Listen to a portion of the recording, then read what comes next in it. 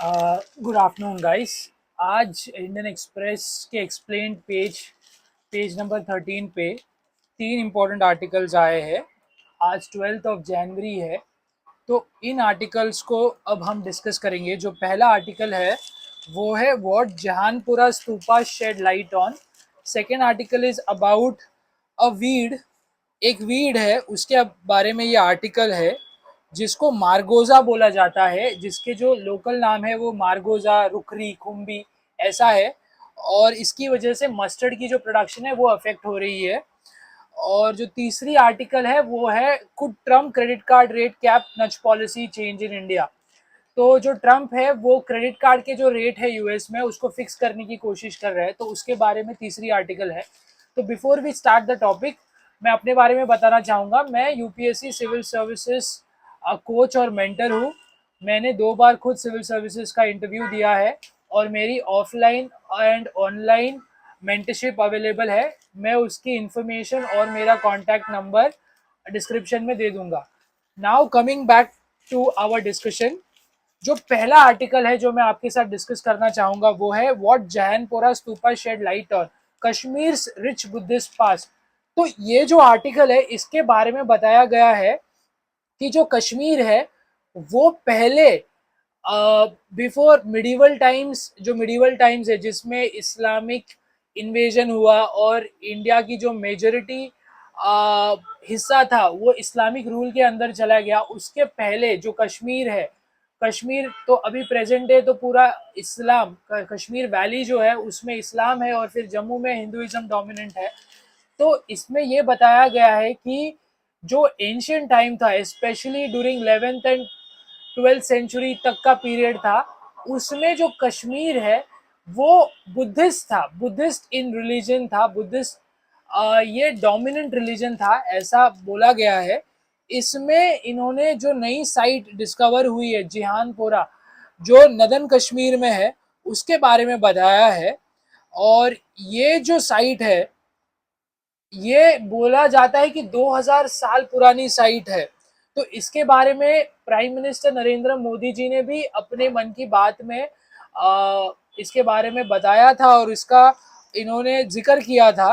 तो ये जो साइट है इसकी सिग्निफिकेंस क्या है, तो ये जो साइट है इसके बारे में ये बोला जाता है कि ये स्तूपा था, यहाँ पे स्तूपा प्रेजेंट था, बुद्धिस्ट स्तूपा प्रेजेंट थी। और उस समय जो सोसाइटी थी कश्मीर की वो मेनली बुद्धिस्ट थी ऐसा बोला गया है इसकी एक्सकवेशन के बाद।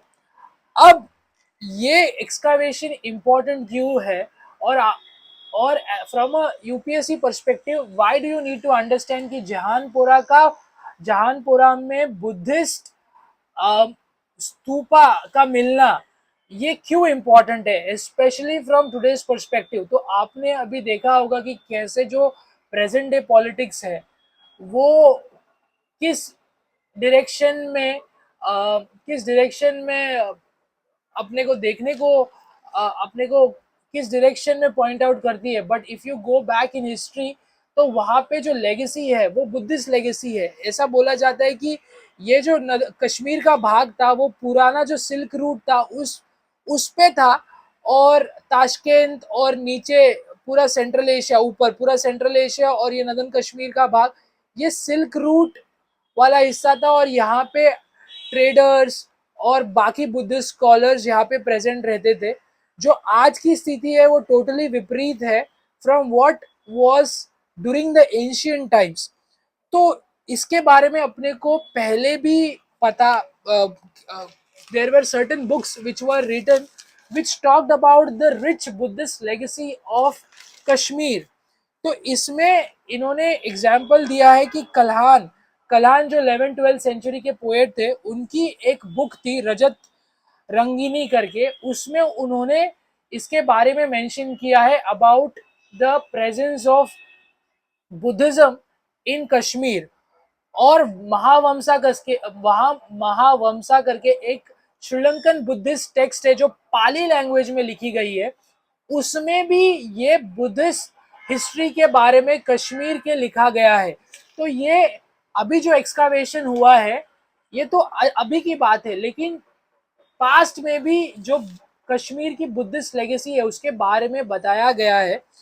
एंड जो कुशान थे, ऐसा बोला जाता है जो कुशान राजा कनिष्क थे, उनके रूल के टाइम पे ये जो एरिया था वो मेनली बुद्धिस्ट था, और वो काफ़ी हेल्प करते थे बुद्धिस्ट बुद्धिस्ट सेंट्स, बुद्धिस्ट जो उनके मंक्स थे, और बुद्धिज्म को उन्होंने काफ़ी स्प्रेड किया। सो ये अशोका के पहले की बात है कि ये जो एरिया है वो बुद्धिस्ट था, और इसका जो रेलेवेंस है यूपीएससी में और स्पेशली आज की पॉलिटिक्स में वो काफ़ी ज़्यादा है। और आपको ये डिस्कशन दिखेगा जो कंटेम्प्रेरी पॉलिटिक्स है, as time will pass you will see कि कश्मीर का बुद्धिस्ट लेगेसी का रेफरेंस आज की पॉलिटिक्स में भी होगा। और इसीलिए क्योंकि प्राइम मिनिस्टर ने मन की बात में भी इसका जिक्र किया है, इसीलिए यूपीएससी के पर्सपेक्टिव से भी ये काफ़ी इंपॉर्टेंट हो जाता है। इसीलिए I want you to read this article now that I have given you a background. And also यहाँ पे बुद्धिस्ट साइट्स का मेंशन किया है जो कश्मीर में थे। ये प्रीलिम्स के लिए तो बहुत ही ज़्यादा इंपॉर्टेंट हो जाता है। तो यू नीड टू अंडरस्टैंड कि जहानपुरा में बुद्धिस्ट स्तूपास, बुद्धिस्ट माउंट्स का एक्सकावेशन हुआ है, और ये जो एक्सकावेशन है और बुद्धिस्ट की जो कल्चरल हिस्ट्री है उसके बारे में, बुद्धिस्ट हिस्ट्री है उसके बारे में कल्हान ने भी मेंशन किया है उनकी बुक रजत रंजनी के इसमें, और महावंसा। तो आपको कल्हान के बारे में पता होना चाहिए, आपको महावंसा जो श्रीलंकन बुद्धिस्ट टेक्स्ट है उसके बारे में पता होना चाहिए, आपको रजत रंजनी के बारे में पता होना चाहिए from prelims point of view I am saying. And also you should know the sites in Kashmir which are Buddhist sites. जो यहाँ पे ये आर्टिकल में मेंशन करी है वो है कनिष्पुरा, उश्कुर, जेहानपुरा एंड परिहासपुरा। फिर central Kashmir, in central Kashmir and south Kashmir में है सेमटान, हुतमूर, होइनार एंड कुतबाल। सो ये आपको साइट्स रिमेंबर करनी है, इसको रट लेना है, बायाट करना है, because these sites are now very important. Because ये अभी ये एक्सकावेशन हुआ है। ठीक है, जो दूसरी आर्टिकल है जो अपने को डिस्कस करनी है वो है ओरबांचा करके एक वीड है जो मस्टर्ड क्रॉप में देखा गया है।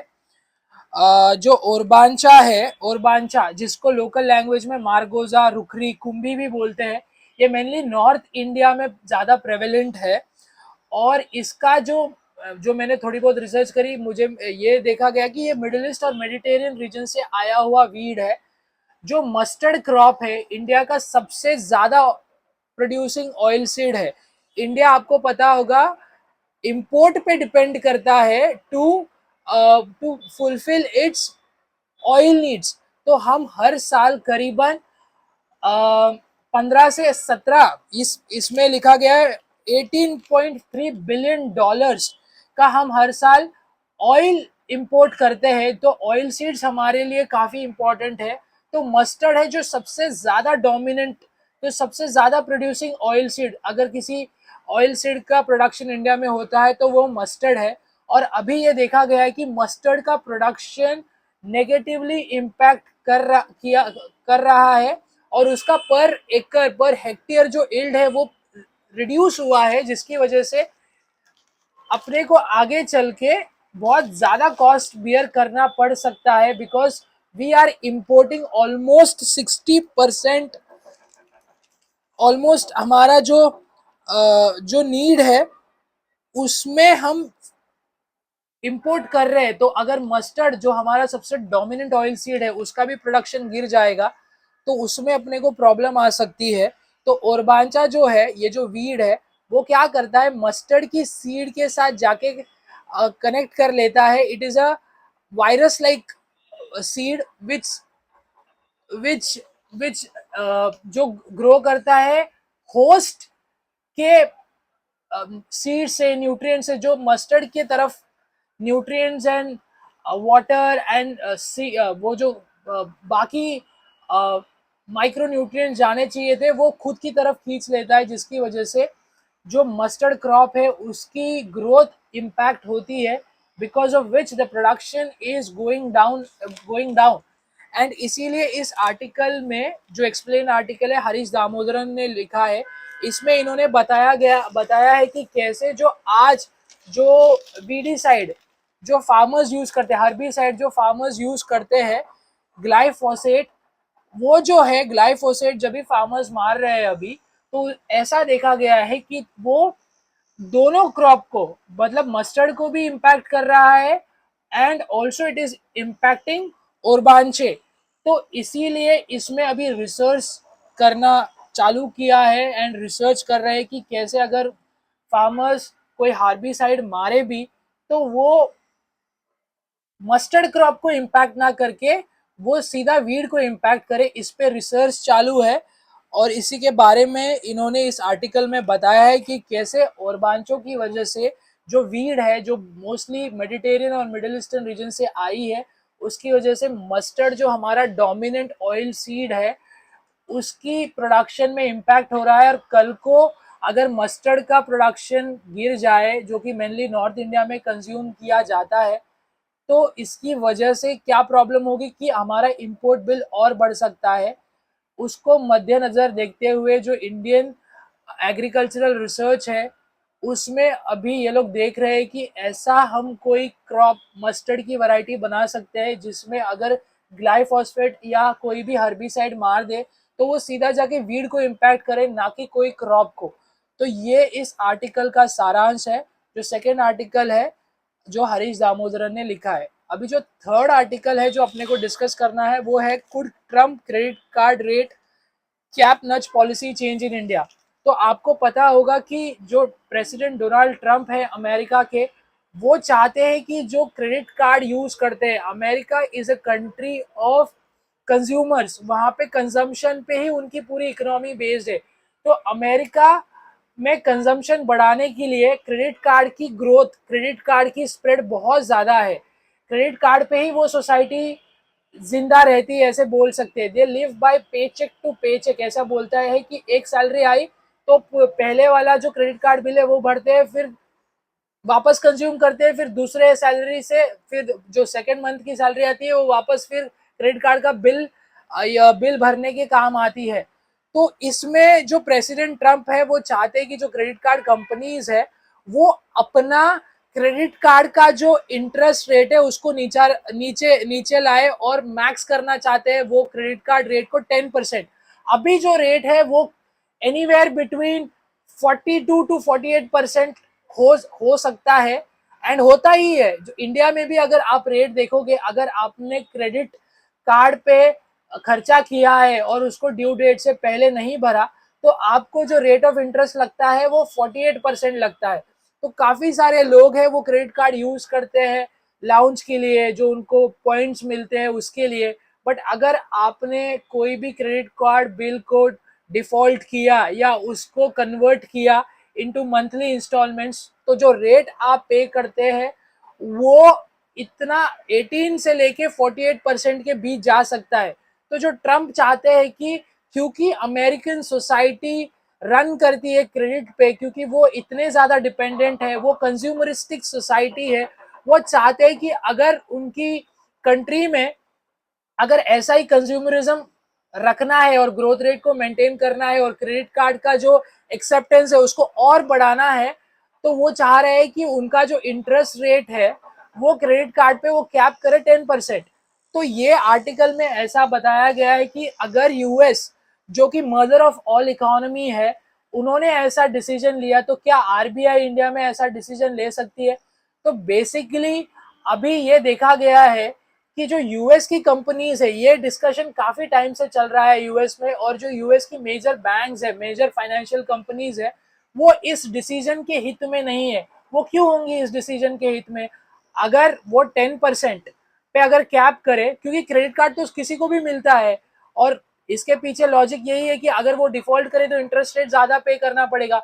तो जो सब प्राइम बोरोवर्स है, जो ऐसे बोरोवर्स है जिनको क्रेडिट कार्ड देना ही नहीं चाहिए, उनको भी अभी मिल रहा है, बट वो दे ही इसीलिए रहे क्योंकि उनसे वो इंटरेस्ट ज्यादा चार्ज कर सकते हैं। बट अगर ऐसा कोई डिसीजन ले ले अमेरिकन गवर्नमेंट की 10% से ज्यादा हम चार्ज ही नहीं कर सकते, तो क्या बेसिस पे ये सब प्राइम बोरोवर्स को तो मिलेगा ही नहीं क्रेडिट कार्ड, और कंजम्पशन समवेयर नीचे जा सकता है।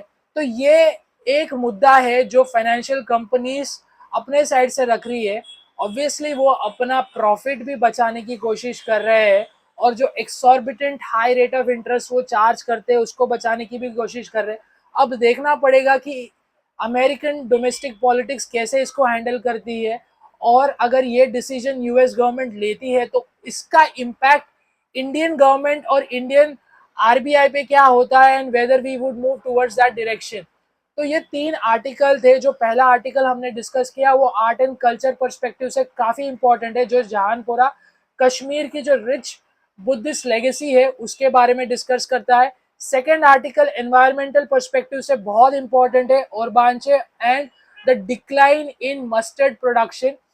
और जो तीसरा आर्टिकल है वो GS3 के लिए बहुत इंपॉर्टेंट है, जो कि है Trump and weather his policy of capping the interest rate on credit card will it be useful, and how other economies like India would take a cue from what is happening in domestic economy and domestic politics of America, especially related to credit cards.